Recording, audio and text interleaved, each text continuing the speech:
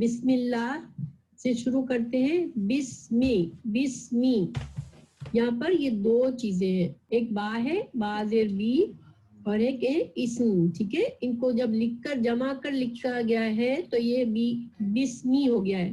یہاں پر دو حروف ہیں. با کا ترجمہ کیا ہوتا ہے؟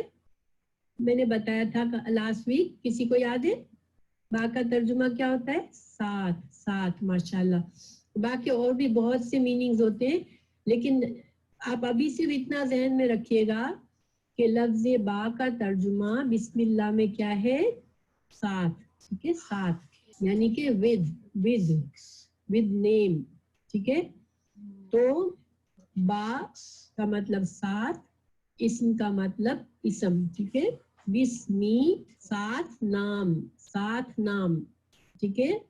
اچھا، اسمی جو ہے یہ اب کیا ہے؟ یہ ایک اسم ہے. ٹھیک ہے، ساتھ نام. اب آپ نے کیسے پہچانا یہ اسم ہے؟ تو بسمی ساتھ نام. ٹھیک ہے، اسم کا مطلب ہوتا ہے نام. اچھا، بسم اللہ. ٹھیک ہے، تو اللہ کے ساتھ نام، اللہ کے. یہاں پر آپ کہیں گے کہ بسم اللہ میں کے کا ترجمہ کہاں سے آیا؟ ٹھیک ہے نا. دیکھیے، بسمی با سے ترجمہ ساتھ، اسمی سے نام، اللہ تو اللہ کے، بسم اللہ ساتھ نام اللہ کے. ٹھیک ہے. الرحمن ایک ال ہے اور ایک رحمان ہے. ٹھیک ہے، الرحمن. اچھا، تو ال کا ترجمہ میں نے بتایا تھا کہ اس کے بھی کچھ میننگز ہیں، اس کا ایک ہی معنی ہمیشہ نہیں ہوگا. یہاں پر ال کا ترجمہ ہے جو. ٹھیک ہے، جو مہربان ہے، بے حد مہربان. الرحمن بے حد مہربان ہے. ٹھیک ہے. پھر الرحیم، تو یہاں پر ال کا معنی پھر سے جو ہو گیا، لیکن یہاں چونکہ ہم ترجمہ دیکھیے بعض اوقات اردو میں ہم بار بار ریپیٹ نہیں کرتے، اس لیے کہ ہم کو اس کی ضرورت ہی نہیں ہوتی. ہم سمجھ جاتے ہیں کہ جو بہت مہربان ہے، بار بار رحم کرنے والا ہے. ٹھیک ہے، تو یہ الرحیم جو ہے بار بار رحم کرنے والا ہے. اب مجھے بتائیں، الرحمن الرحیم، آپ کو لگتا ہے کہ یہ سملر، ان کے جو روٹ ورڈز ہیں، ان کے جو حروف اصلی ہیں، جو میں نے کہا تھا کہ عربی زبان میں حروف اصلی ہوتے ہیں، تو کیا آپ کو لگتا ہے کہ اس کے دونوں کے سیم ہیں؟ رحامیم. ماشاءاللہ، رحامیم اور رحامیم. لیکن آپ دیکھیں، بے حد مہربان ہے اور بار بار رحم فرمانے والا ہے. یہ ترجمہ میں فرق کیوں آیا؟ کہ یہ مختلف ڈائز ہیں، یہ دونوں مختلف ڈائز ہیں. ایک الرحمن کی ڈائی ہے، یعنی اس کا وزن رحمان فعلان کی طرح بنا ہوا ہے، اور یہ رحیم فاعل کی طرح بنا ہوا ہے. تو یہ دونوں کے وزن کی وجہ سے ترجمے میں فرق آ گیا. ٹھیک ہے، تو بسم اللہ الرحمن الرحیم. الحمد یہ کتنے الفاظ ہیں؟ دو الفاظ ہیں. ٹھیک ہے، ایک ال اور ایک حمدو. یہ اسم ہے، ناؤن ہے. ٹھیک ہے، آپ کو کیسے پتا چلا یہ ناؤن ہے؟ ال کی وجہ سے. ماشاءاللہ. ٹھیک ہے، الحمدو، ال کا معنی تمام. یہاں پر دیکھیں، اب تمام سب، یہ ال کا معنی آ گیا. یہاں پر ال کا معنی جو ہو رہا تھا، اب یہ ال کا دوسرا معنی یہاں پر استعمال ہو رہا ہے، سب تعریف. ٹھیک ہے، سب. الحمدو سب یعنی کہ تمام. حمدو تعریف، تمام تعریف. للہ کتنے الفاظ ہیں؟ دو ہیں. ٹھیک ہے، ایک ہے لام اجارہ، یعنی لام زیر لی اور اللہ. تو لی کا ترجمہ کیا ہوتا ہے؟ لیے. ٹھیک ہے، اور اللہ لفظ جلالہ ہم سب جانتے ہیں، اس کو عربی میں ہمیشہ لفظ جلالہ کہتے ہیں. ٹھیک ہے، اللہ کو، اس لیے کہ اللہ کی تعظیم کے لیے ہم یہ نہیں کہیں گے کہ اللہ جو ہے یہاں پہ جڑا ہوا ہے، یہ نہیں کہیں گے. ہم کہیں گے لفظ جلالہ یہاں پر لام لی سے جڑا ہوا ہے. ٹھیک ہے، تو لام زیر لی کا ترجمہ ہوتا ہے لیے، اور اللہ ہی اللہ کے لیے. اب دیکھیے میں نے کہا تھا کہ کا کی کا ترجمہ اوپر اللہ کے نام سے اللہ، تو یہاں پر بھی کا ترجمہ اللہ کے لیے. اب کے کا ترجمہ یہاں پر آپ کو صرف یاد رکھنا ہے، میں انشاءاللہ بتاؤں گی، لیکن خالی ایک ہنٹ ہے، یہ ہا کے نیچے جو زیر ہے نا اللہ ہی للہ، اس کی وجہ سے ہم کے ترجمہ کرتے ہیں. ٹھیک ہے، اللہ کے لیے ہے ہو جائے گی. ٹھیک ہے، تو الحمد للہ رب العالمین. رب رب رب کا مطلب ہوتا ہے پالنے والا، تو جو رب ہے العالمین تمام جہانوں کا. اگر عالم ہوتا تو ایک جہان. ٹھیک ہے، عالمین یا نون آ گیا تو تمام جہان. تو عربی زبان کے بہت سے الفاظ کی جمع آخر میں یا نون لگانے سے آتی ہے. ٹھیک ہے، العالمین تمام جہانوں کا، الرحمن الرحمن جو بہت مہربان ہے. ٹھیک ہے، الرحمن جو بہت مہربان ہے. تو آپ دیکھیں یہاں پر ہم نے اس کا ترجمہ کر لیا تھا. الرحیم جو بار بار رحم فرمانے والا ہے. مالک مالک ہم اردو میں بولتے ہیں نا، مالک کا کیا مطلب ہوتا ہے؟ اونر. ٹھیک ہے، اونر. ٹھیک ہے، ماشاءاللہ جو مالک ہے. اب اردو کے بہت سے الفاظ آئیں گے تاکہ آپ لوگوں کو ان کو تو یاد کرنے کی ضرورت ہی نہیں پڑے گی انشاءاللہ. ٹھیک ہے، مالکی یوم الدین. اب یوم اردو میں بولتے ہیں نا الدین. الدین عربی کا لفظ ہے. ٹھیک ہے، اور اس کا ترجمہ ہوتا ہے بدلے کے دن کا، جزا کے دن کا. ٹھیک ہے، یوم الدین یہ قیامت کا دن ہے. تو یہ بس ایک نیا لفظ ابھی تک آیا ہے، باقی سارے لفظ ہم پہلے سے جانتے ہیں. الدین جو ہے اس کا مطلب ہوتا ہے بدلے کا دن. ٹھیک ہے، جزا کا دن. جب ہم کہتے ہیں الحمد، اس آیت کی سورہ کا آغاز الحمد سے ہوا ہے. الحمد یعنی کہ تمام قسم کی تعریف، تمام قسم کا شکر جو ہے وہ صرف اور صرف اللہ کے لیے، یعنی اللہ ہی صحیح معنوں میں حقدار ہے ہمارے شکر کا. تو پھر آخر کیوں اللہ سبحانہ تعالیٰ ہی حقدار ہے تمام شکر کا؟ تو اس کا جواب بتایا گیا کہ رب العالمین، اللہ جو ہے وہ رب العالمین ہے. اور رب کا معنی میں نے آپ کو بتایا تھا کہ رب کا معنی ہوتا ہے خالق، مالک اور مدبر. وہ اللہ جس نے پیدا کیا، اپنی مخلوق کو پیدا کیا اور پھر پیدا کر کے ایسے ہی نہیں چھوڑ دیا. ٹھیک ہے، دیکھیں ایک اس دنیا کا، اس کائنات کا نظام چل رہا ہے. یہ ایک بہت بڑا کارخانہ ہے جس میں ہر چیز اپنا کام کر رہی ہے. دیکھیے اگر سورج نکلتا ہے، روز سورج نکلتا ہے، روز غروب ہوتا ہے، زمین اپنے محور پر گردش کر رہی ہے، پھر ستارے ہیں، پھر چاند ہے، پھر ہوائیں چلتی ہیں. آپ دیکھیں کہ ایک ایک چیز پر اگر ہم غور کریں تو ہر چیز جو ہے اس کو خاص ایسے ہی بنایا گیا ہے کہ وہ ہماری اس لائف کو سپورٹ کرے. آپ کو پتہ ہے کہ اگر یہ جو زمین ہمارا ایک پلانٹ ہے، اگر دوسرے پلانٹ پہ اب ہمیں پتہ ہے کہ سائنٹسٹ جاتے ہیں اور دوسرے پلانٹس پر ان کو پتہ ہے کہ جس طرح سے ہماری لائف، ہماری جو زندگی اس زمین پر قائم ہے، اگر ہم کسی پلانٹ پہ موو ہو جائے تو ہماری زندگی اس طرح قائم نہیں رہ سکتی.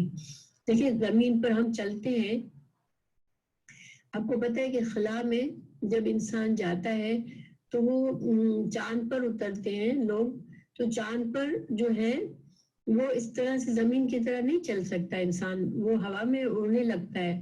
ٹھیک ہے، تو زمین، آپ کو پتہ ہے کہ زمین کی جو گردش ہے وہ ایک کشش پیدا کرتی ہے، اور یہ کشش ایسی ہے کہ انسان اس کی وجہ سے ہوا میں نہیں اڑ جاتا، وہ زمین پر چل سکتا ہے. لیکن اگر یہ کشش جتنی ہے اس سے تھوڑی اور بڑھ جائے تو پھر انسان اتنا بھاری ہو جائے کہ وہ زمین پر چل نہ سکے. یعنی کہ یہ جو بیلنس ہے وہ اتنا پرفیکٹ ہے کہ ہمیں محسوس بھی نہیں ہوتا. ہم ہر جگہ چلتے پھرتے رہتے ہیں, ہمیں نہیں پتا کہ زمین کی ذرا سی گردش چینج ہو جائے تو یہ کشش ساری گڑبڑ ہو جائے, اور ہم یا تو ہوا میں اڑنے لگے یا پھر ہم زمین سے اس طرح چپک جائے کہ ہم کچھ کر ہی نہ سکے. تو یہ اللہ سبحانہ تعالیٰ نے اس کا ان باتوں کا ہمیں انکشاف کیا ہے. دیکھیں بہت سی جگہ میں قرآن میں یہ چیزیں آئی ہیں غور و فکر کے لیے. سورہ ملک میں اللہ سبحانہ تعالیٰ نے فرمایا ہے کہ علم نجعل الارض علم هو الذي جعل لكم الارض ذلولا فامشوا في مناكبها وكلوا من رزقه. وہی تو ہے جس نے تمہاری زمین کو تابع کر رکھا ہے, یعنی زمین ہمارے تابع ہے, ہماری خدمت کر رہی ہے. ٹھیک ہے, تو چلو اس کی چھاتی پر اور کھاؤ خدا کا اللہ کا رزق. ٹھیک ہے. اچھا اسی طرح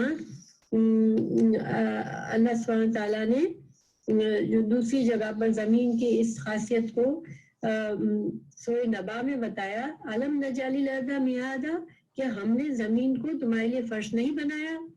تو یہ اس کا کیا مطلب ہے کہ اللہ سبحانہ تعالیٰ ہمیں اس بات پر غور و فکر کرنے کے لیے کہہ رہے ہیں کہ یہ زمین کو تمہارے لیے ایسا بنایا ہے کہ تم اس پر آرام سے رہ سکتے ہو. میعاد جو ہوتا ہے یہ بالکل پنگوڑا جس میں بچہ آرام سے رہتا ہے, آرام سے سوتا ہے.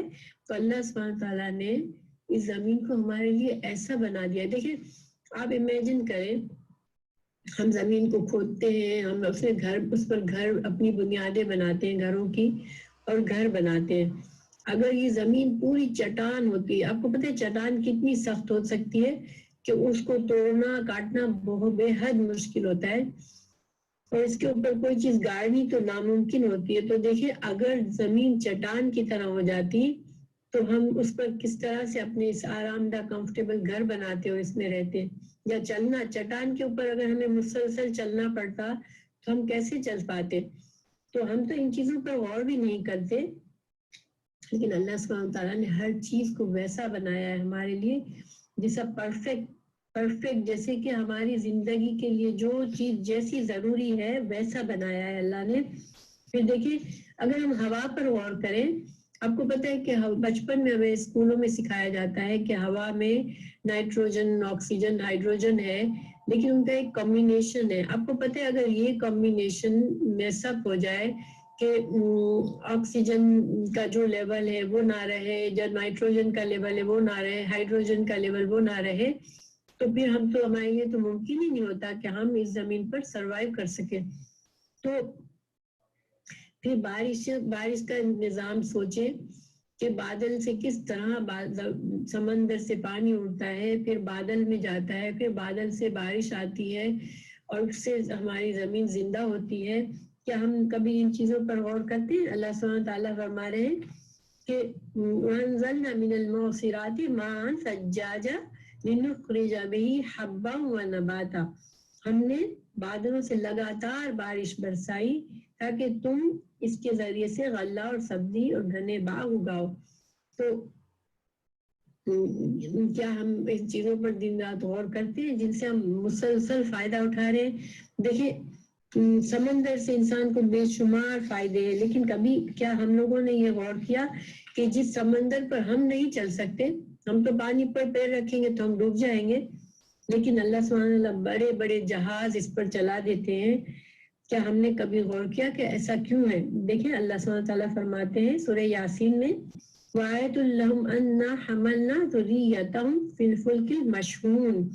ان کے لیے یہ ایک نشانی ہے کس چیز میں کہ ہم نے ان کی نسل کو بھری ہوئی کشتی میں سوار کر دیا اور پھر ان کے لیے ویسی ہی کشتیاں اور پیدا کر دی جن پر وہ سوار ہوتے ہیں, اور اگر ہم چاہیں تو ان کو غرق کر دیں, کوئی ان کی فریاد سننے والا نہ ہو اور کسی طرح یہ نہ بچائے جا سکے. تو دیکھیں کہ سمندر سے ہمارے کتنے فائدے ہیں. ٹھیک ہے, اگر سمندر کو انسان نہ پار کر سکتا تو دنیا اتنی پھیلتی ہی نہ.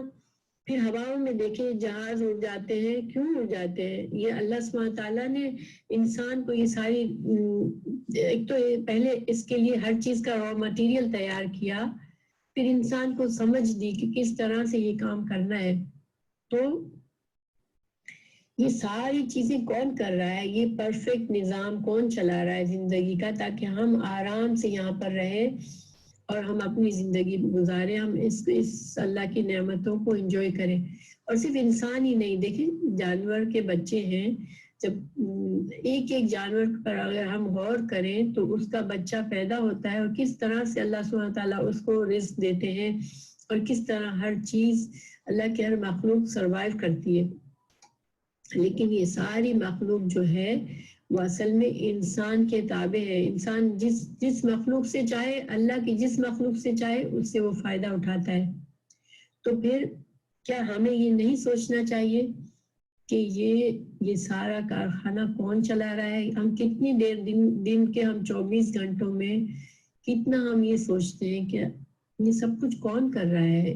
کیا میں نے اللہ سبحانہ تعالیٰ پر میں نے کوئی اپنا احسان کیا ہے جس کا یہ اللہ تعالیٰ مجھے نعمتیں دے رہے ہیں، یہ بدلہ دے رہے ہیں مجھے، کہ میرے لیے اتنی نعمتیں لا کے ڈھیر کر دیے؟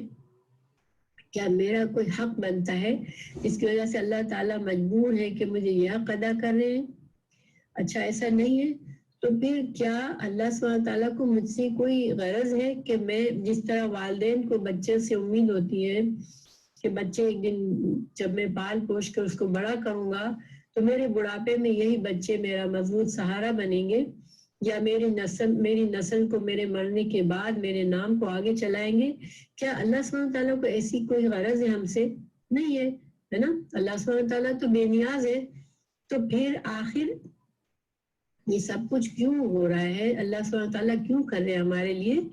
تو یہ محض صرف اور صرف اللہ سبحانہ تعالیٰ کی رحمت ہے، ٹھیک ہے؟ اللہ سبحانہ تعالیٰ رحمان ہے، اللہ رحیم ہے، اور اپنے رحمان ہونے کے جوش میں اللہ نے اس کائنات کو پیدا کیا ہے، ہم سب کو پیدا کیا ہے، اور اسی اپنے رحیم ہونے کی وجہ سے اللہ سبحانہ تعالیٰ ہمارے مسلسل ہمارے معاملات کی ٹیک کیئر کر رہا ہے، ہماری ضرورتوں کو پوری کر رہا ہے، اور اسی رحیم ہونے کی وجہ سے، اسی رحیمیت کی وجہ سے اللہ سبحانہ تعالیٰ ایک دن اپنے فرمانبردار بندوں کو جنت بھی نصیب کرے گا، جس کی بے شمار نعمتیں اللہ نے بنا کے رکھی ہے، جو کہ اس دنیا کی نعمتوں سے کوئی کسی طرح بھی اس کا مقابلہ نہیں ہے۔ دنیا کی نعمتیں اس کے سامنے کچھ بھی نہیں ہے۔ وہ جنت بھی اللہ نے اپنی رحمت سے بنائی ہے، اور کیوں بنائی ہے؟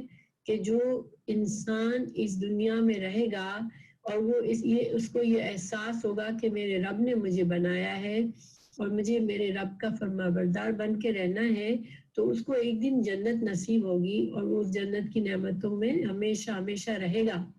تو پھر جب انسان اگر غور کرنے والا انسان ہے، اگر اس کا دل جو ہے غافل نہیں ہو گیا، دیکھیں ہمارے دل غافل ہیں، ہم جو ہے دنیا میں صبح سے شام تک ہم محنت میں لگے ہوتے ہیں، ہم اٹھتے ہیں، ہمارے ذہن میں فکریں ہوتی ہیں، ہمارے مستقبل کی فکر، ہمارے بچوں کے مستقبل کی فکر، ہمارا جو بھی ہے، اگر ہمارے پاس گھر ہے تو ہمیں اس سے بہتر گھر کی فکر ہے، ہمارے پاس گاڑی ہے تو اس سے اچھی گاڑی کی فکر ہے، یعنی ہم دنیا میں مسلسل مشغول ہیں، اتنے مشغول ہیں کہ ہم یہ جو کائنات کی ہر چیز جو ہے ہمیں اوپنلی بتا رہی ہے، اپنے رب کی نشانیاں بتا رہی ہیں، ہم اس سے بالکل غافل ہیں، ہم اس پر غور نہیں کر پا رہے۔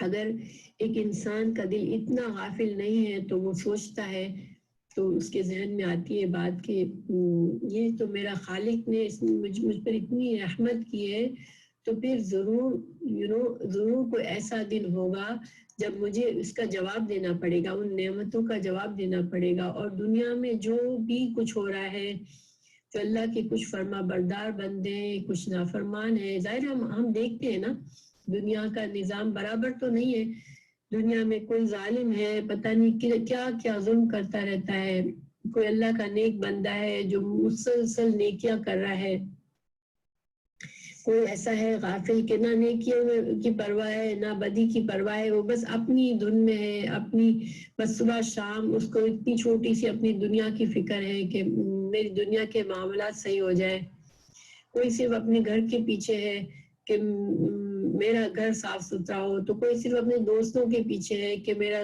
سرکل بہت اچھا ہو، کہ میرا معاشرے میں ایک نام ہو، تو کوئی صرف اپنے بچوں کی فکر میں لگا ہوا ہے کہ میرے بچے پڑھ لکھ لیں اور میرے بچوں کا مستقبل اچھا ہو جائے. تو اگر انسان اس قدر مشغول نہیں ہے اور اگر سوچے تو اس کو اپنا اصل فیوچر نظر آتا ہے اور اس کو یہ احساس ہوتا ہے کہ یہ دنیا بیلنس نہیں ہے. اس دنیا میں معاملات اللہ تعالیٰ نے تو بہت پرفیکٹ بیلنس بنایا ہے کائنات میں، لیکن انسانوں نے اس بیلنس کو خراب کر دیا ہے. انسان اپنی منمانی کر کے کہیں ظلم کرتا ہے، کہیں زیادتی کرتا ہے، تو یہ سب کچھ کیا ہو، اس کا انجام ہے.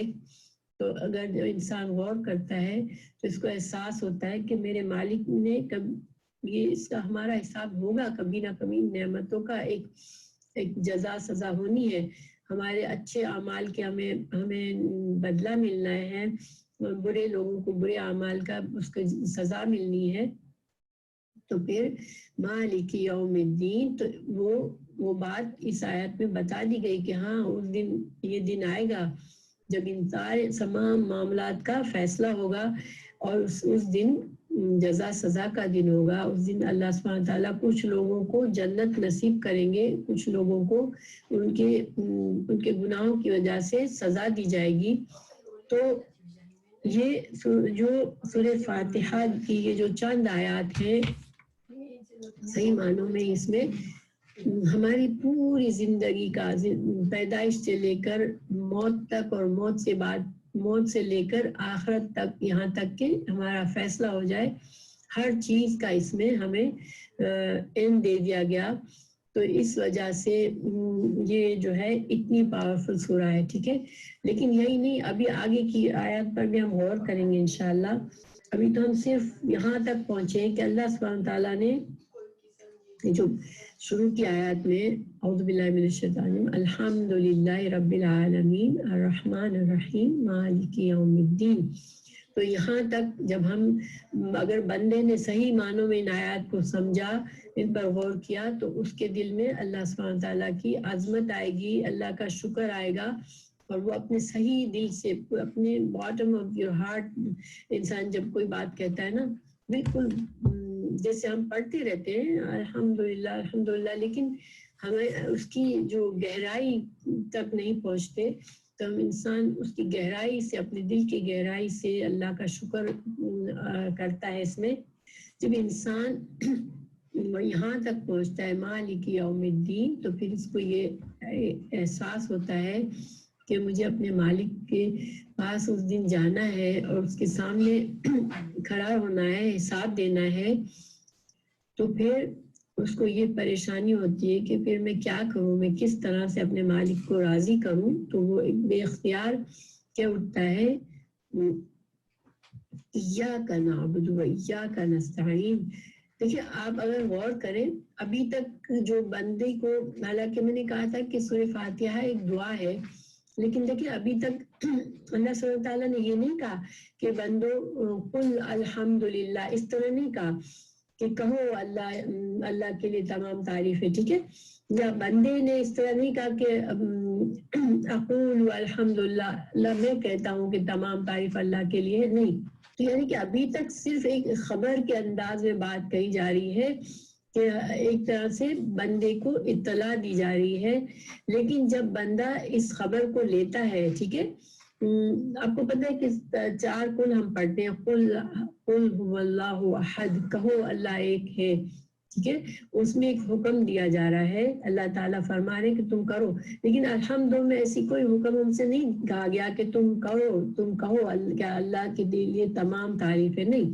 ہمیں خبر دی جا رہی ہے، ہمیں ہمارا ایک سمجھنے کے ہمارے ذہن کو جگایا جا رہا ہے. ٹھیک ہے، جب بندہ پورے کانشیس سے اپنا ذہن کو جاگ کر جب یہ ان چیزوں پر غور کرتا ہے، تو پھر ایک دم سے بندے کے دل میں ایک پکار سے نکلتی ہے، اس کا دھیان اللہ کی طرف چلا جاتا ہے. جب اس کو آخرت مالک یوم الدین، جب قیامت کے دن کا احساس ہوتا ہے، جب اس کے دل میں آتا ہے کہ یہ میری زندگی جو اس دنیا کی ہے وہ ایک دن ختم ہونے والی ہے اور مجھے میرے اللہ کے سامنے کھڑا ہونا ہے تو پھر بے اختیار اس کے منہ سے نکلتا ہے کہ ایاک نعبد و ایاک نستعین، اے رب، اے مالک، اے اللہ، میں تو تیری ہی عبادت کرتا ہوں، میں تجھی کو معبود سمجھتا ہوں، میری جو بھی عبادت ہے، میری نماز، میرا روزہ، میری قربانی، میرا جینا، میرا مرنا صرف تیرے لیے ہے اللہ، میں تو تیرا بندہ ہوں، میں بالکل بے بس ہوں، میں تیرا غلام ہوں، ٹھیک ہے،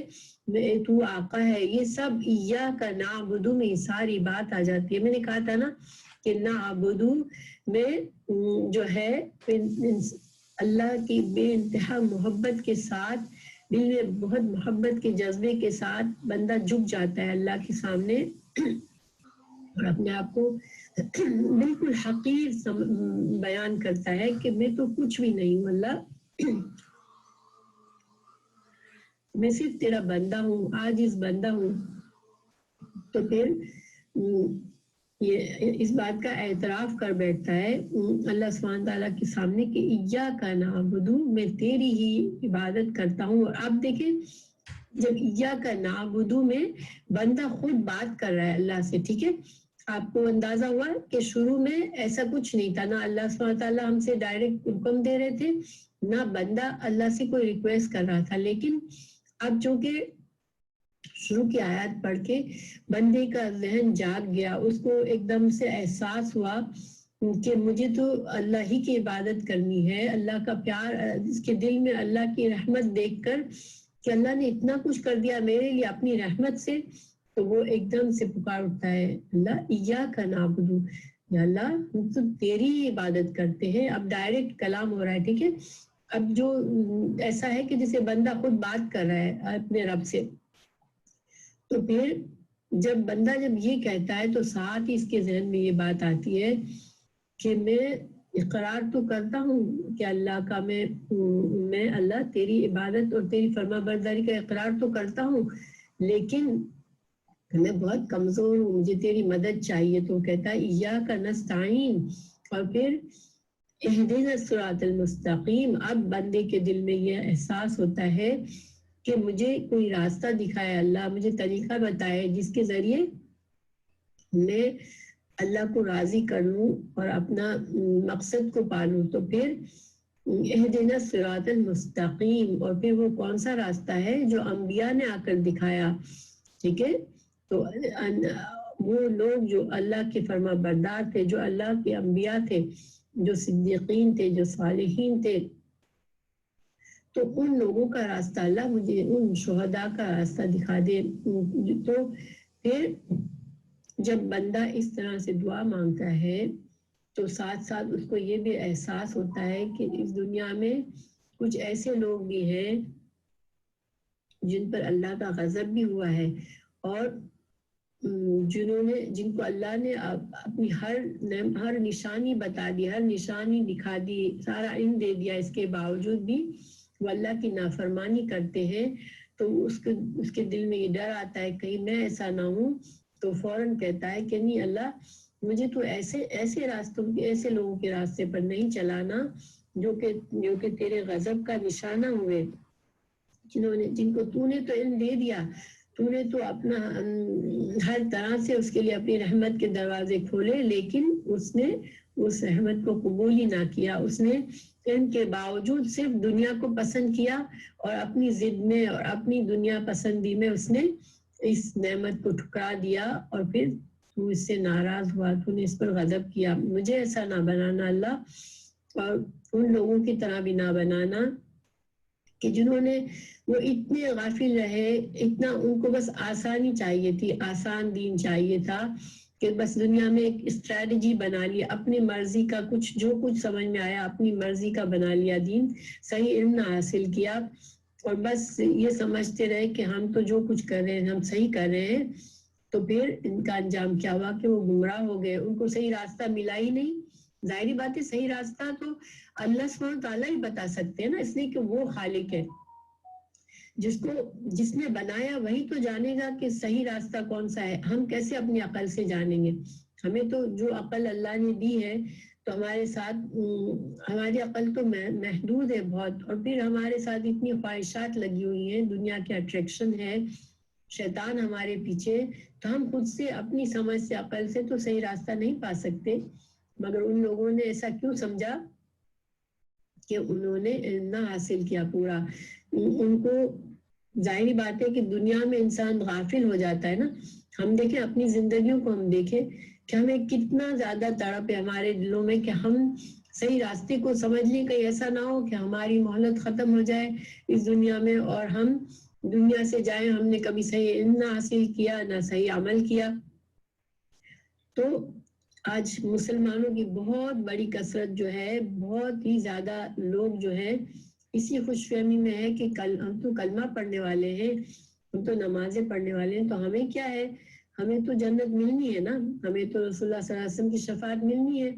لیکن اللہ سبحانہ تعالیٰ نے سورہ فاتحہ میں ہی بتا دیا کہ نہیں، ضالین نہیں بننا ہے تم کو. اور ضالین کون ہوتے ہیں؟ جو کہ صحیح نہیں حاصل کرتے، بس غفلت میں رہتے ہیں، اپنے جو کچھ ان کے پاس ہے اسی پر خوش ہو کے وہ اپنے جو بھی غلط راستے پہ چل رہے ہوتے ہیں، مگر انہیں ہوش ہی نہیں ہوتا. تو ان کا انجام بھی برا ہے. اور ہم نے اللہ تعالیٰ سے اس سے بھی پناہ مانگ لی کہ اللہ ہمیں وہ راستہ نہ دکھانا.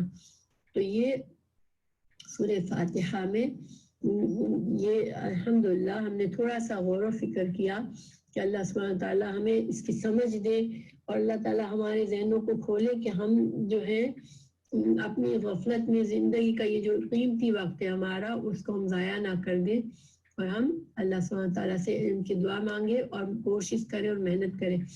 اس لیے کہ جب بندہ اس طرح سے دعا مانگی بندے نے سورہ فاتحہ میں، تو اللہ سبحانہ تعالیٰ نے اس کے لیے پورا قرآن کھول کے رکھ دیا کہ دیکھو یہ ہے تمہارے لیے ہدایت کی کتاب، تم اگر اس پر چلو گے، اگر اس کو سیکھو گے تو پھر تم کو ہدایت مل جائے گی اور تم کو کامیابی مل جائے گی. لیکن دیکھیں، صرف ہم کو قرآن کی صرف تلاوت کرنے سے برکت تو حاصل ہوتی ہے، لیکن ہمیں ہدایت نہیں ملتی. ٹھیک ہے، ہدایت کے لیے ہمیں قرآن کو سیکھنا ہے اور سمجھنا ہے اور اس پر عمل کرنا ہے، تب ہمیں صحیح ہدایت ملے گی. پھر ایک اور بات کہ قرآن کا دیباچہ یا انٹروڈکشن کیوں کہا گیا ہے سورہ فاتحہ کو، اس کے ایک اور بھی ایکسپلینیشن ہے کہ دیکھیں قرآن کے اگر تمام مضامین کو اگر ہم غور کریں، ان کو کیٹیگرائز کریں، ان کو گروپس میں گروپ بندی کریں، تو تین میجر بڑے تین گروپ بنتے ہیں. ایک ہے توحید. ٹھیک ہے، توحید کا مطلب ہوتا ہے اللہ کو ایک ماننا. ٹھیک ہے، ایک توحید، ایک رسالت یعنی کہ رسولوں کو سچ ماننا، رسولوں پر یقین کرنا، اور تیسرا ہے آخرت، یعنی آخرت کا یقین کرنا کہ قیامت آئے گی اور ایک دن حساب کتاب کا ہوگا، اور اس دن فیصلے کا دن ہوگا، اور نیک کام کرنے والوں کو جنت اور برے کام یعنی اللہ کے نافرمانوں کو دوزخ ملے گی. تو یہ سمجھنے کہ سارے قرآن میں یہ تین مضامین ہیں جو کہ مختلف انداز میں پیش کیے گئے ہیں، مختلف طریقے سے دلائل دیے گئے ہیں، لیکن یہ اگر ان کو ہم گروپ بندی کریں تو یہ تین چیزیں ہیں. ٹھیک ہے، تو اب سورہ فاتحہ میں دیکھیں کہ یہ تین چیزیں کس طرح سے سمیٹی ہوئی ہیں. تو دیکھیں، جب توحید کیا ہے؟ ٹھیک ہے، اللہ کو ایک ماننا، لیکن کس طرح ایک ماننا؟ دیکھیں کچھ تو وہ چیزیں ہیں جو کہ اللہ سبحانہ تعالیٰ سے ہم کو مل رہی ہے. ٹھیک ہے، ہماری زندگی اللہ کی طرف سے ہے، ہماری تمام صلاحیتیں اللہ کی طرف سے ہے، پھر ہمارا رزق اللہ کی طرف سے ہے. یعنی کہ جو بھی نعمتیں ہم کو اللہ کی طرف سے، اللہ ہی تعالیٰ، اللہ ہی ہے جو بارش سے برساتا ہے، اللہ ہی ہے جو اولاد دیتا ہے.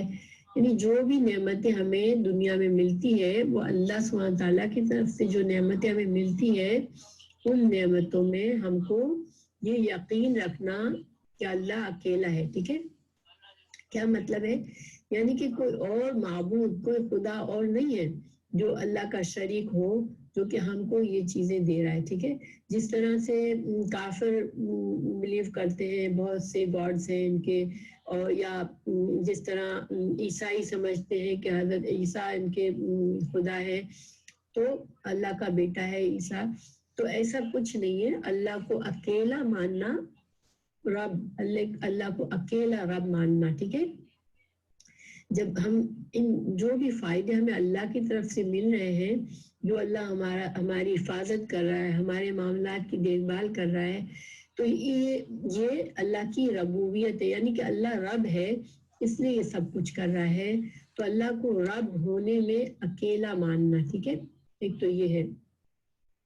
پھر اللہ سبحانہ تعالیٰ کے, چونکہ اللہ ہی ہمارا رب ہے اور ہم اس کی عبادت کرتے ہیں, ہم نمازیں پڑھتے ہیں, ہم قربانی دیتے ہیں, صدقہ کرتے ہیں, نیک کام کرتے ہیں, تو بندہ کے لیے اللہ کے بندے کی طرف سے اللہ کے جو بھی حق ادا ہو رہے ہیں, ٹھیک ہے, یہ اللہ کا حق ہے کہ ہم اللہ کے لیے نماز پڑھیں, یہ اللہ کا حق ہے کہ ہم اللہ کے لیے روزہ رکھیں, یہ اللہ کا حق ہے کہ ہم نیک کام کریں.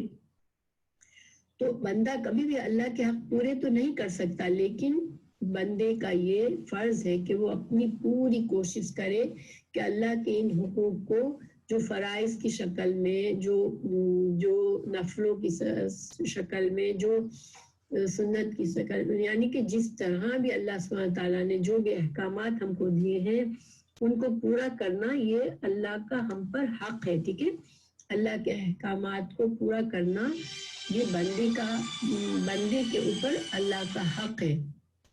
تو اللہ کا حق پورا کرنے میں, یعنی کہ اللہ کو معبود, اکیلا معبود ماننے میں, اللہ اکیلا ہے, یعنی ہمارا کوئی اور اللہ کے سوا کوئی اور معبود نہیں ہے. ہم کوئی بھی نیک کام کرتے ہیں تو صرف اللہ کی خاطر کرتے ہیں. ٹھیک ہے, تو یہ توحید کا ایک اور جز ہے. پہلا جز کیا تھا کہ رب ماننے میں اللہ کو اکیلا ماننا. دوسرا کیا ہے, اللہ کو معبود ماننے میں کہ عبادت ہماری صرف اور صرف اللہ کے لیے ہے, اس میں اس کو اکیلا ماننا. اور تیسرا جز ہے اللہ کی صفات میں اس کو اکیلا ماننا. دیکھیں, ہم رحمان, الرحمن, الرحیم, اس کے علاوہ الحی, القیوم, اور جتنے بھی اللہ کے نام ہیں, اسماء حسنہ ہیں, جو بھی اللہ کی صفات ہیں, اللہ کلام کرتا ہے, اللہ کا ہاتھ ہے, اللہ کا عرش ہے, تو یہ سارے سارے, اللہ بصیر ہے, اللہ سمیع ہے, اللہ ہماری ساری باتیں سنتا ہے. تو ان سب چیزوں میں اللہ کی صفات پر یہ یقین رکھنا کہ جو بھی اللہ کی صفات ہمیں بتائی گئی ہیں وہ صرف ایسی ہے کہ وہ صرف اور صرف اللہ کی خاص صفات ہے, یعنی نہ ہم اس کی کوئی مثال ڈھونڈ سکتے ہیں, نہ ان صفات کے برابر کوئی اور چیز ایسی ہو سکتی ہے کہ کسی کی صفات ایسی ہو. یعنی اللہ کی صفات ایسی ہے جو اس کی شان کے لائق ہے, اور نہ ہم اس کی مثال جانتے ہیں اور نہ ہم کسی کو اس کے برابر ٹھہرا سکتے ہیں. ٹھیک ہے, تو اس میں اکیلا جاننا اللہ کو. تو یہ توحید جو ہے, دیکھیں سورہ فاتحہ میں تینوں قسم کی یہ توحید کا ذکر آ گیا.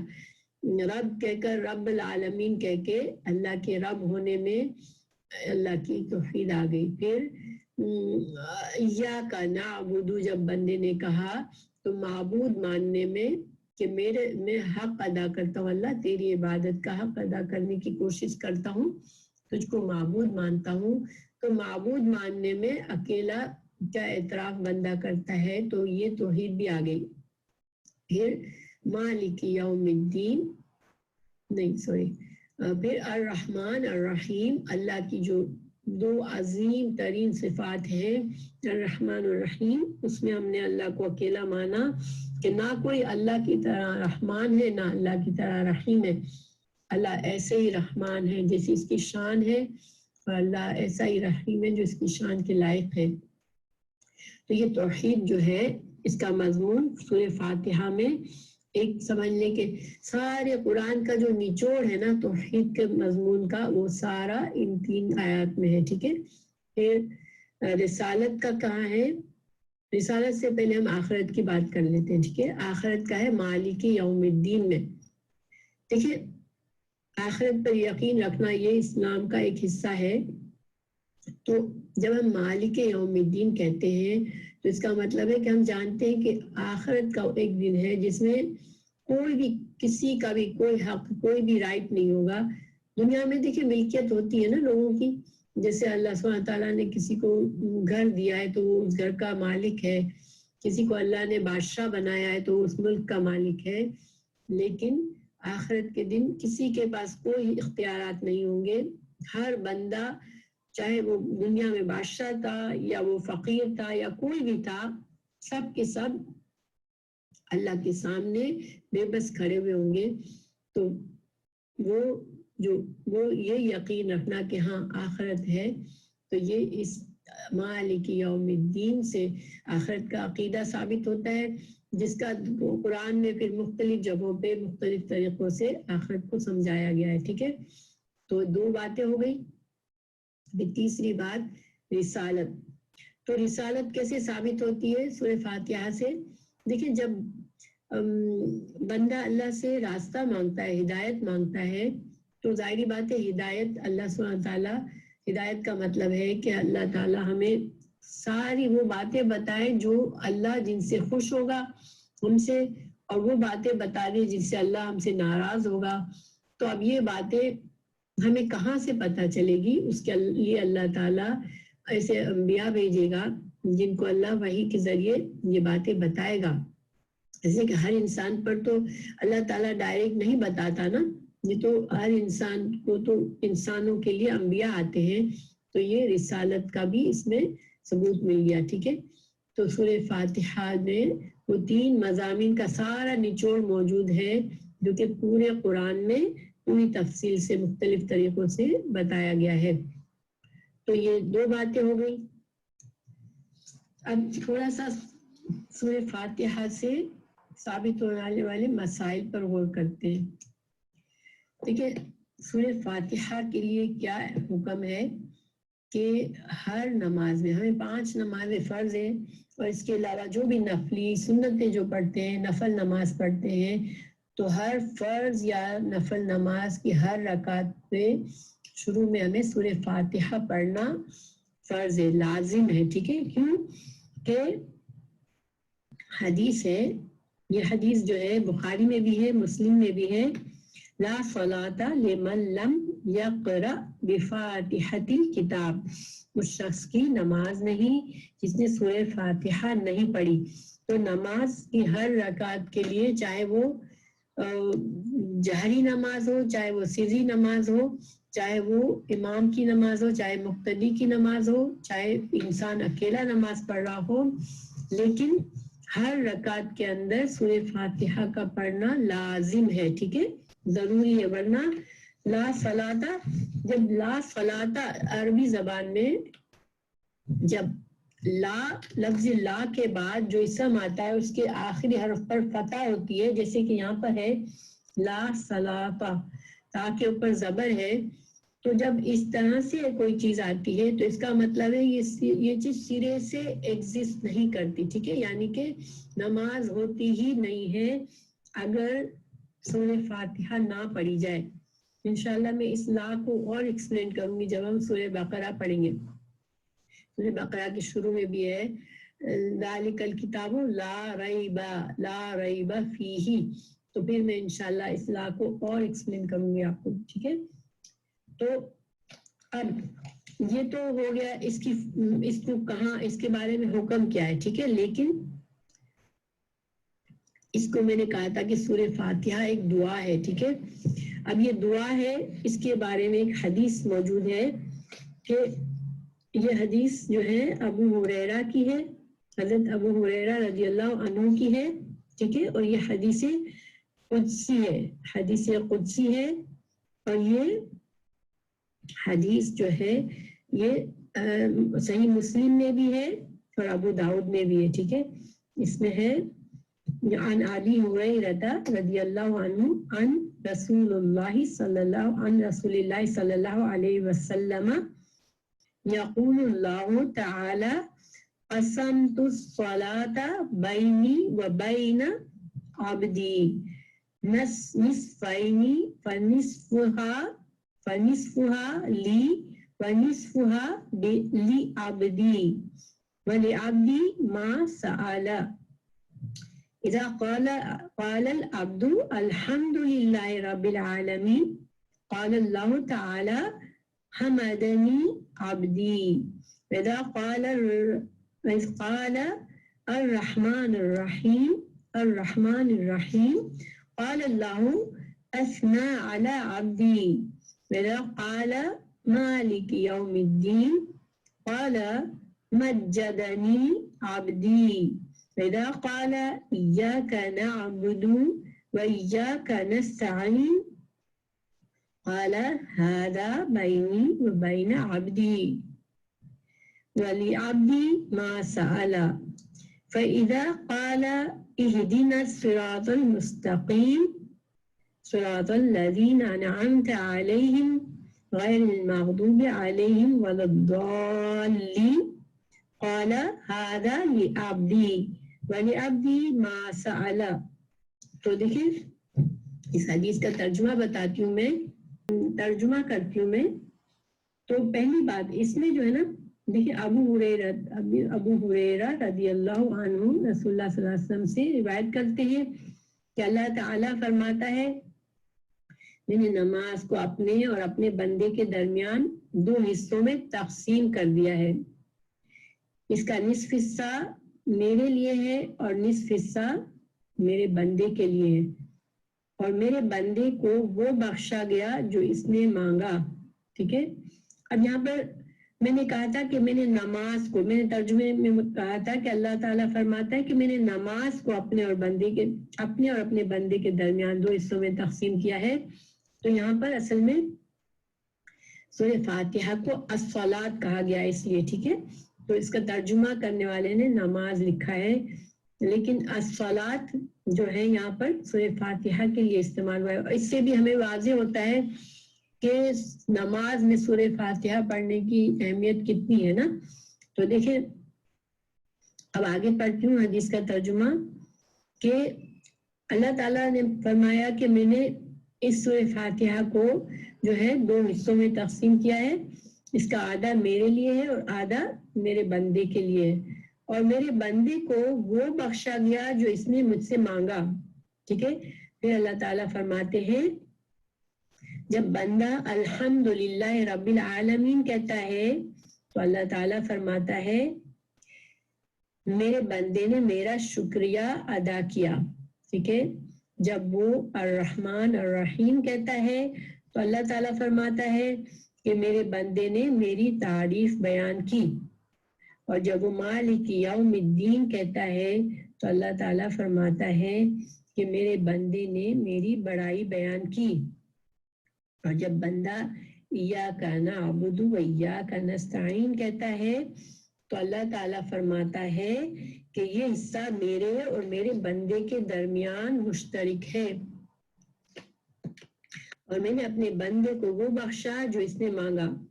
پھر جب بندہ اہدنا الصراط المستقیم صراط الذین انعمت علیہم غیر المغضوب علیہم ولا الضالین کہتا ہے تو اللہ تعالیٰ فرماتا ہے یہ میرے بندے کے لیے ہے، میں نے اپنے بندے کو وہ بخشا جو اس نے مانگا. دیکھیں سبحان اللہ.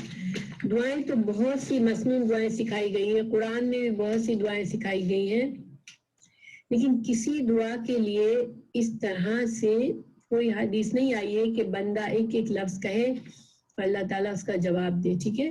یہ بہت ہی عظیم حدیث ہے اور اس سے سورہ فاتحہ کی عظمت کا ہمیں پتہ چلتا ہے. لیکن سوال یہ پیدا ہوتا ہے کہ آخر ایسے کیا بات ہے، کیوں اللہ تعالیٰ نے اس دعا کو اتنی اہمیت دی ہے. تو دیکھیں اگر ہم غور کریں تو اس میں بندہ کیا مانگ رہا ہے اللہ سے بندہ ہدایت مانگ رہا ہے. ٹھیک ہے. اہدنا ہدایت دے ہم کو، تو ہدایت مانگ رہا ہے. اب ہدایت کیا چیز ہے؟ جیسے کہ میں نے پہلے بتایا تھا کہ ہدایت ہے راستہ، صحیح راستہ جو اللہ کی طرف بندے کو لے جائے گا، وہ راستہ اللہ تو مجھے دکھا، تو اس پر چلا اور مجھے اس پر چلنے کی توفیق عطا کر اور مجھے جنت تک پہنچا دے. تو یہ جو چیز ہے نا ہدایت، تو اصل میں بندہ جب ہدایت مانگتا ہے تو اس کا مطلب یہ ہے کہ بندہ اپنے نفس کے لیے کچھ نہیں مانگ رہا ہے، بندہ اللہ سے وہ چیز مانگ رہا ہے جس کے لیے اللہ نے اس کو پیدا کیا ہے، یعنی کہ اللہ سے، خود اللہ سے جوڑنے کا راستہ مانگ رہا ہے اللہ، کہ بندہ کہہ رہا ہے کہ اللہ تم مجھے وہ راستہ دکھا دے کہ میں تجھ سے جڑ جاؤں. تو یہ اللہ کی محبت بندے کے دل میں ہے اور بندہ چاہتا ہے کہ وہ اللہ سے جڑ جائے. تو یہ ایسی دعا ہے کہ اللہ تعالیٰ نے اسی لیے تو بندے کو پیدا کیا ہے، کہ یہی تو اللہ نے بندے کا مقصد بنایا ہے کہ بندہ دنیا میں، چونکہ ہمیں اختیار دیا گیا ہے، ہم چاہیں تو اللہ سے جڑیں چاہیں تو نہ جڑیں. تو لیکن اگر ہم جڑ جائیں گے اپنی خواہش سے، اپنی مرضی سے، اپنے اختیار سے، تو یہی ہماری زندگی کا مقصد ہے. تو پھر جب بندہ اس طرح سے اللہ سے وہ چیز مانگ رہا ہے جو اس کو اللہ سے جوڑے گی، تو پھر اللہ سبحانہ تعالیٰ اس دعا کی اہمیت بھی، اس دعا کو اتنی اہمیت بھی دے رہے ہیں کہ اللہ تعالیٰ فوراً سے اس دعا کے قبولیت کا اقرار کر رہے ہیں. اور دوسری بات دیکھیں کہ اگر ہم عقل سے سوچیں، ٹھیک ہے، اگر بندہ اپنے عقل سے سوچتا ہے نا تو پھر ہم کو اپنے فائدے دنیا کی چیزوں میں نظر آتے ہیں.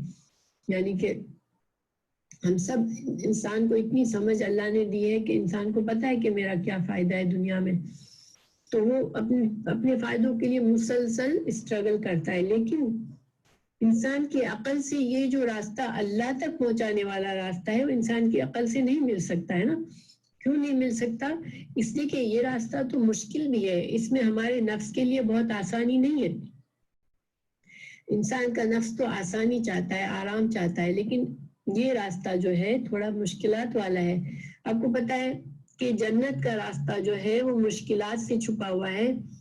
جب جنت کو دکھایا گیا حضرت جبرائیل علیہ السلام کو، تو انہوں نے کہا کہ اللہ یہ تو ایسی جگہ ہے کہ ہر بندہ چاہے گا کہ اس میں جائے، لیکن پھر جب اس کا راستہ دکھایا گیا تو پھر یہ راستہ بہت مشکل تھا، بہت مشکلات میں ڈھکا ہوا تھا. لیکن جب جہنم دکھائی گئی تو حضرت جبرائیل نے کہا کہ یہ تو ایسی جگہ ہے کہ یہاں پر کوئی بھی نہیں جانا چاہے گا.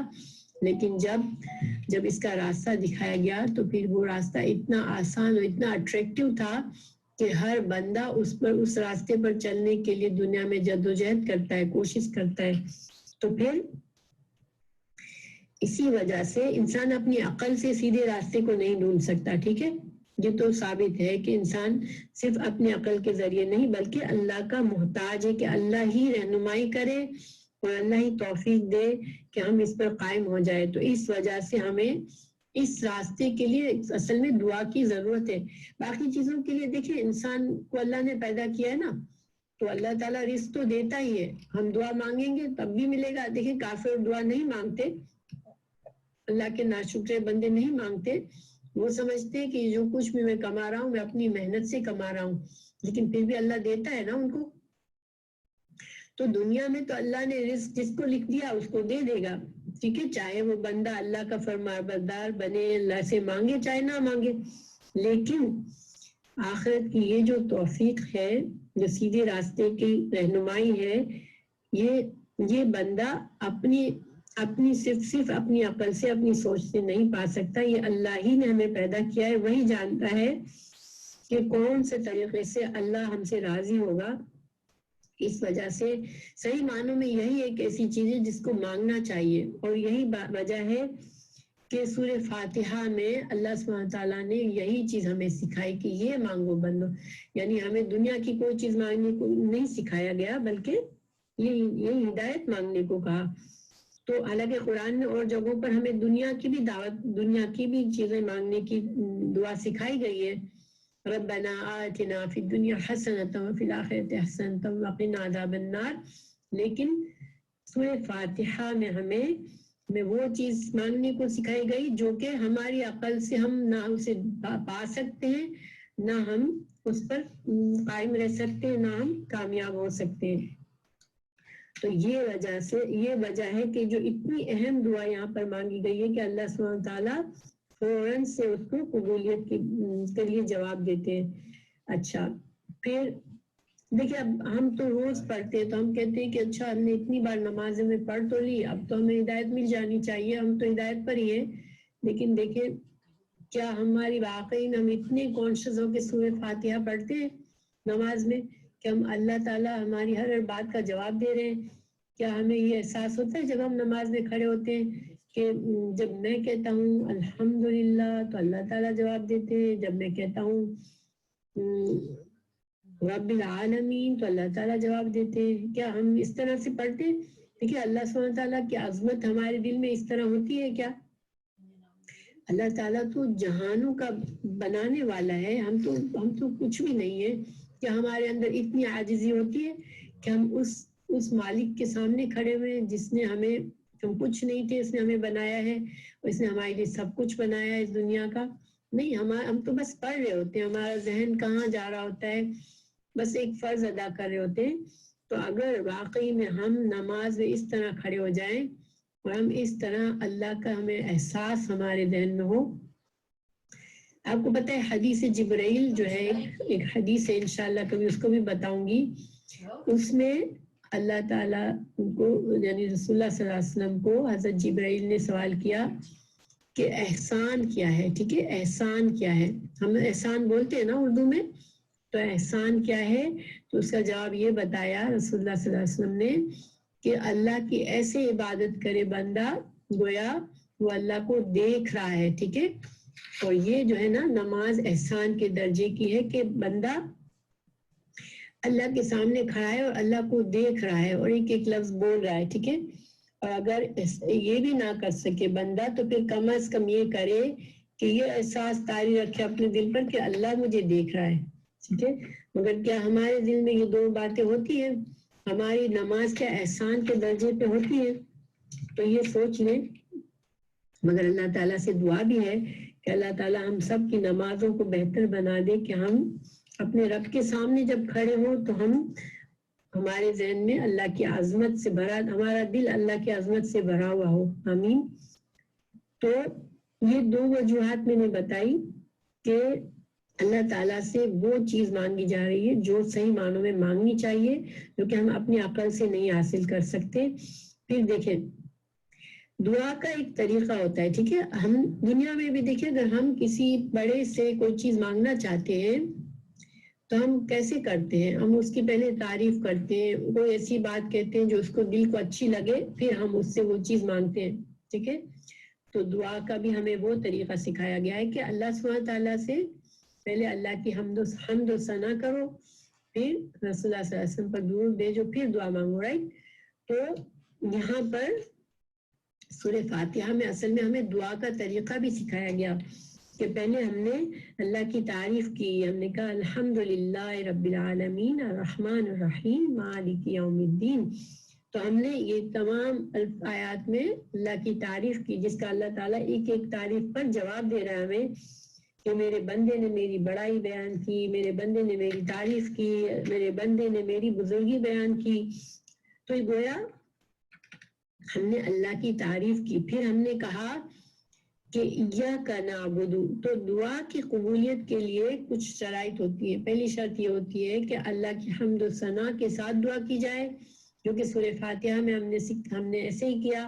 پھر دعا کے لیے دوسری کنڈیشن یہ ہوتی ہے, یعنی کنڈیشن تو نہیں لیکن دعا کی قبولیت کا ایک ذریعہ ہوتا ہے.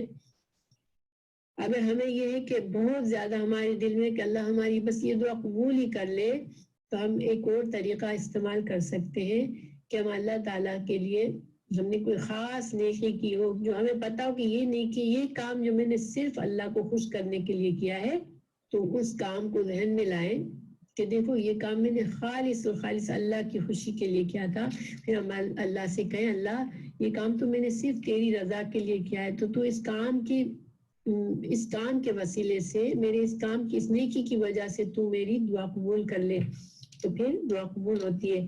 یہ بنی اسرائیل کا ایک واقعہ ہے کہ جس میں 3 آدمی غار میں پھنس گئے تھے, کسی طرح وہ باہر نہیں نکل پا رہے تھے. پتھر, بڑا سا پتھر لڑک کر ان کے غار کا منہ بند کر دیا تھا. پھر ان تینوں آدمیوں نے اپنی ایک خالص نیکی جو اللہ کے لیے کی تھی اس کے حوالے سے دعا مانگی تو وہ پتھر ہٹ گیا. یعنی کہ دعا کے جو دو طریقے ہیں دعا کے جس سے دعا قبول ہوتی ہے وہ اس میں بتائے گئے ہمیں. ایک اللہ کی حمد و ثنا، پھر دوسرا بندہ اپنے نیک عمل کا حوالہ دے. تو جب ہم کہتے ہیں اللہ ایاک نعبد تو یہ ہماری ایک نیک عمل ہے، یعنی کہ ہم اللہ سے یہ عاجزی کے ساتھ ہم یہ اعتراف کرتے ہیں کہ اللہ میں تیرا فرما بردار بننا چاہتا ہوں، میں تو صرف تجھے خوش کرنا چاہتا ہوں. تو پھر اللہ تعالیٰ ہماری دعا قبول کرتے ہیں. دیکھیں اور پھر شکر گزاری، اس میں ہمیں سورہ فاتحہ میں اللہ کی شکر گزاری بھی ہمارے لیے سکھائی گئی ہے. ہمیں جب ہم کہتے ہیں الحمدللہ تو گویا ہم اللہ کا شکر ادا کر رہے ہیں. تو اللہ تعالیٰ کا یہ دستور ہے، اللہ تعالیٰ نے قرآن میں بھی یہ بات کہی ہے کہ جب بندہ میرا شکر کرے گا تو میں اپنی نعمتیں اس پر بڑھا دوں گا. یہ کہاں بتایا ہے؟ سورہ ابراہیم میں آیت نمبر 7، لئن شکرتم لازیدنکم، اگر تم میرا شکر کرو گے، اگر تم میرے شکر گزار بنو گے تو میں تمہارے لیے اپنی نعمتوں میں اضافہ کرتا رہوں گا. تو پھر یہ ساری باتیں جو کہ سورہ فاتحہ میں موجود ہے، تو اس لیے اس دعا کو اتنا پاورفل بنا دیا گیا. جب بندہ صحیح معنوں میں اپنے پورے اخلاص کے ساتھ اس دعا کو پڑھتا ہے تو اللہ تعالیٰ اس کی دعا کو قبول فرماتے ہیں. تو الحمدللہ. اور پھر آخر میں سورہ فاتحہ میں آمین کہنا ہے. تو آمین کا مطلب ہے اللہ تو قبول فرما لے.